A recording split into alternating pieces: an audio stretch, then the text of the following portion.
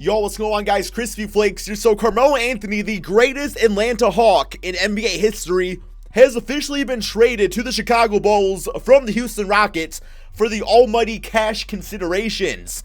It was reported like literally 30 seconds later that he's no longer going to be on the Chicago Bulls, as they have decided to release him and buy him out to free agency. So guys, I thought for today's video, we would kind of go out here and see what could have been, man, what could have been. Except we are going to take it a step further, man, because we now have the greatest Bull in NBA history, Carmelo Anthony. You know, I mean, Michael Jordan was an okay basketball player. You know, Derrick Rose, MVP D Rose, they were fine, but they were no Carmelo Anthony. Yes, guys, I am joking, by the way. I guarantee you there was 1% of people out there that actually took that serious.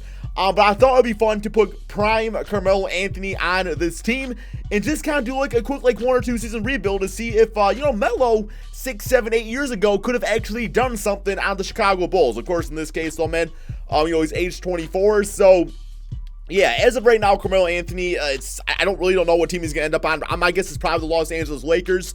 But we all know Melo in his prime was one of the greatest scorers of all time. Had the mid-range game, could knock down a three with consistency. We always, you know, attacking the basket was always pristine. Post-up game was on par. His defensive rebound is at 84, so the man can rebound the basketball. Like, Melo, it just kind of sucks to see what's happened to him as of late.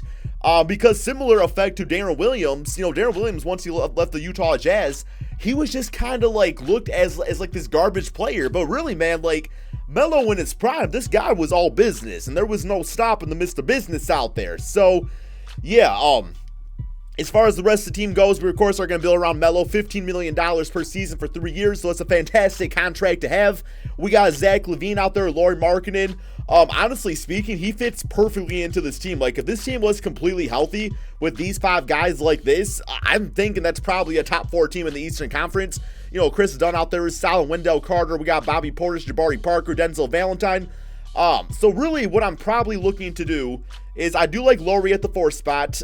Chris Dunn, like, I think he's a solid point guard, man. Don't get me wrong. I don't know if I want him more as like a 6-man of this team or what. And then Wendell Carter, he's more of like a building project for this team where, you know, if we have Melo in his prime right here, I definitely want to put the right players around him. So Jabari Parker is definitely going to be a trade piece for us for this video.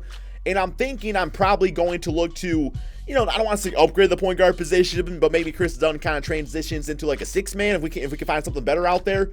So let's do a trade of Jabari Parker. I'm going to toss in Denzel Valentine and a future first-round draft pick and see what exactly we get out here. That right there, I already like, man. Mike Conley, JaMychal Green, that's actually like a near perfect trade for us. We got Jeremy Lamb, Buddy Hield, Tim Hardaway, DeAndre Jordan, and JJ Barea. That's not too bad right there, man. Wendell would go to the bench, of course. We got Bogdan and Tyreek, Dennis Schroeder, and Steven Adams. And once again, Mike Conley. So it's definitely between these 2 trades right here. In this case, we get a better point guard, Mike Conley. But also, Dennis Schroeder is pretty damn solid in this game. And I would probably actually still start Chris Dunn and just use Dennis Schroeder off the bench. I'd be fine with that. And getting Steven Adams, you know, for like, to play alongside Melo. I mean, I didn't work on the real OKC Thunder, but in this case, you know, Melo is in his prime. So it should be okay. So yeah, Chris Dunn is going to remain right there. I love the inside-out game with Steven Adams right there with Lauri Markkanen at the power forward position. And then the backups, I mean, it's pretty solid. I do need a better small forward, though. I don't really want, you know, no Bobby Portis playing no small forward at any time on this team. So maybe do a trade with Robin Lopez, expiring contract. That can be pretty enticing out there.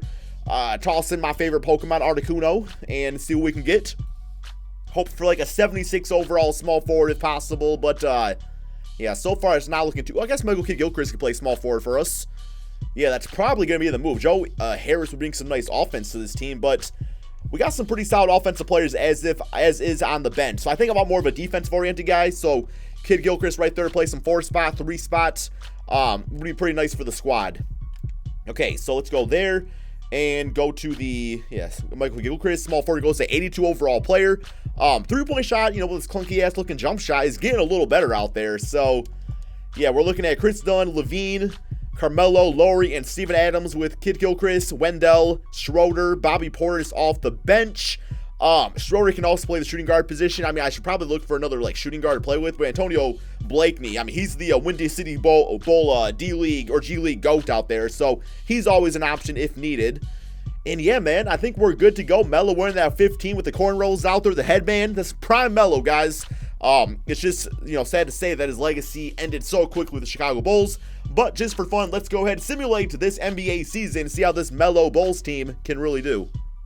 I'll probably say, considering where the Chicago Bulls are at right now in real life, making this team healthy and putting Melo on the team like that, 64-17. Like, the players are there for Bulls Nation. The guys are there, man. It's just, they need that guy to step up or step into the role of the leader, and just, they'll be good from there, man. So, MVP is Stephen Curry. That's wrong. That's just completely wrong, man.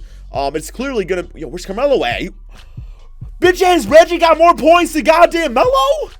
Oh, hell no. Hell no, Melo. Oh my God, dude. Yellow Melo, Reggie, bitch ass Jax. Oh, I'm sorry, dude. We got the real MVP out here. 25 points, 7 rebounds, 6 assists, 2 steals, 1 block per game. Yes, sir. Although also Melo did get most improved player, so that's great. All NBA first team. First time in NBA history, guys, where the MVP did not make the All NBA first team. All NBA second, there he is, and All NBA third. All right, we don't gotta look at the all defensive teams. I mean, he ain't gonna be there, is he, man? He ain't gonna be there at all. Okay, so we are the first. What? We're not the first seed? Toronto bitch ass Raptors, man. Yo, we got the claw against Melo in the Eastern Conference Finals. This is my predictions, at least, and that's going to be pretty dirty out there, man. We got the offensive god against the defensive god. Let's go ahead and check out the rest of the player stats on the season. So, yeah, Melo at 25 points, 7 rebounds, 6 assists, about 1 and 2 steals per game. Even shot a nice 54% field goal percentage, 43% from 3. Zach LaVine looking like a nice number 2 option. Chris Dunn got it done with 14 points, 4 rebounds, 8 assists, 2 steals. So happy I not actually let him go. Laurie looked like a pretty solid stretch big out there, and then Schroeder's nice off the bench. Steven Adams grabbed some rebounds, played some defense as he typically does here in the NBA. And Kid Gilchrist, I love the 5 rebounds, 2 assists from him. A little bit of scoring too. So here we go, man. First round, the Detroit Pistons with the GOAT 25 point per game scorer, Reggie Jackson, apparently, because 2K don't know what the hell they're talking about sometimes. How's that man even programmed into the game to even be able to score over 20 points on an NBA season? It doesn't matter. We took care of Detroit 4 games to 0. Team Melo should have been on. Leading scorer Reggie at 29 points. 29 for Melo, 7 rebounds, 3 assists, 23 and 8 for Lauri Markkanen. Moving on to the Boston Celtics. Also, the Washington Wizards did upset the Toronto Raptors, so that is absolutely fantastic for me. No complaints there. And look like we're making some quick work here. The Boston Celtics got them 4 games to 1. And wow, the 8th seed Washington Wizards are the 8th, or made it to the Eastern Conference Finals, guys. Did not see that coming. Melo at 14-9 with 4 assists that game. Next up, bro, we could beat any one of these teams. We might win this damn championship the first season. So, simulate current round here. And, okay, so, oh, damn, come on, guys. Oh, my God. What the hell, bro? Come on, guys, come back. Whew, we good. We good, man. Isn't this just so poetic right here? Carmelo Anthony going up against the Denver Nuggets in the NBA Finals, man, brings a bitch-ass tear to my eye. 25, 8, and 5 for Melo, on 11 for 15 shooting. Bradley Beal, 14 for 24, was simply not enough. Here we go. Simulate current round. See how this goes. And so far, so good. 3-1. And, guys, we won the championship in the first season. Melo at 21 points. 8 rebounds per game, about 6 assists, got himself nearly a steal, 67% from 3. That is the splash god right there, guys. Forget the splash bros, the splash father, splash mountain. I don't care, bro. That's the splash god. But yeah, I do have one more season left in me because, it's just the first season. It's a rebuild. It's got to at least be 2 seasons. So I'm not going to worry too much about a lot of the stuff out here. I just want to see how this team really does, in a back-to-back seasons. So we are going to go straight to staff signing. And Jim Boylan, boy, if you don't get off my team real quick, I'm about to be done, bro. I saw you be, I don't know, man. I'm not a big fan. So I guess really the next best option, and no doubt Greg Popovich. At least somebody get this man Melo to play some defense, because nobody else has been able to thus far in his NBA career. Okay, NBA draft. Not going to worry too much about that. But yeah, we're going to go straight to rookie signings here. So we get Moses Brown and team player options. Get Gilchrist declined his. So that's $13 million we save. Bitch ass anyway, man. Don't want to accept his player option. It's all good. He probably deserves a little bit more than that anyway. Not really. But yeah, as far as players available, I would like to get, I'm trying to get him back, man. I know he wants a little bit more cha-ching out there, but if anything, it'll be a pretty good trade piece. So yeah, I definitely got a plan there's a plan to this madness here, guys. We are going to go back-to-back. Please believe it's going to happen. So, just give me 1 second here. I'm going to go ahead and simulate to the beginning of the regular season. I got all my players. We got a few more low-key moves to be made. Okay, so the team is pretty much looking exactly the same, although a few players are looking better now rating-wise. But we brought a ring to the Windy City. We got Melo a ring.